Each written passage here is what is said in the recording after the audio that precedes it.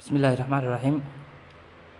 الحمد لله رب العالمين. waxaan su'aal ku soo gudbinayaa halkan. Su'aashaas oo ah waa maxay sababta ay dowladaha reer galbeedka oo taageero weyn ka helaya dowladaha Carabta iyo waliba Israa'iil ay u laba kaclayeen oo ay gaareen heer ay sameeyaan isbeddello waaweyn. Sababta isu soo dhawaanshaha dalalka Carabta iyo Israa'iil iyo waliba in la sameeyo isbeddello xoog badan kuwaasoo mandiqada Carabta wadamadiisa iyo wadamada muslimiintaaba weerar xoog leh loogu soo qaaday.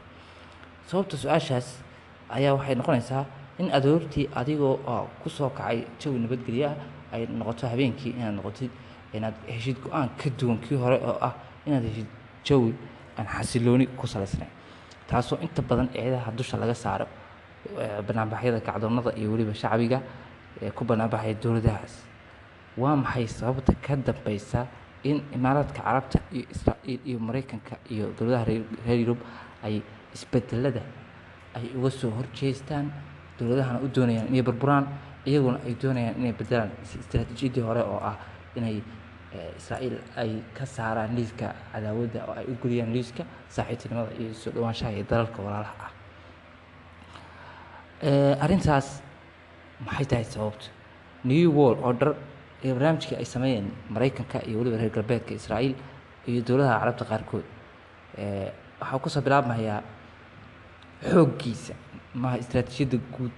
Xooggiisa waxaa kasoo bilaabmayaa kacdoonnadii wadamada Carabta ka dhacay iyo weliba ka hor argagixisadii la aasaasay Osama bin Laden, Al-Qaacida, Afghanistan, weeraradii 11 September, wadamadii lagu duulay Ciraaq iyo Bosnia, la dagaalanka waddanka Russia. waxaasoo dhan waagi hore waxay ku socdeen jawi ah tartiib oo cagta loo dhigay, laakiin hadda waxay ku socdaan jawi ka duwan kii hore oo ah in wax nimankan ay jiraan ay ka cararayaan. ma garanayo taariikhda miyaa isbedeshay, waxyaalaha waaweyn miyaa soo socda, I don't know. nimankan miyaa ogaaday taariikhdooda inay dhammaan rabto oo ay gabagabo saaran tahay, sidaa darteedna ay qof markuu gabagabo saaran yahay wuxuu sameeyaa wax la yidhaahdo firfirig ama nafla caarinimo. ma garanaya asbaabtaas, laakiin sababtaas waad ka jawaabi kartaan. wabilaahi towfiiq, wasalaamu calaykum waraxmatullaahi wabarakaatu.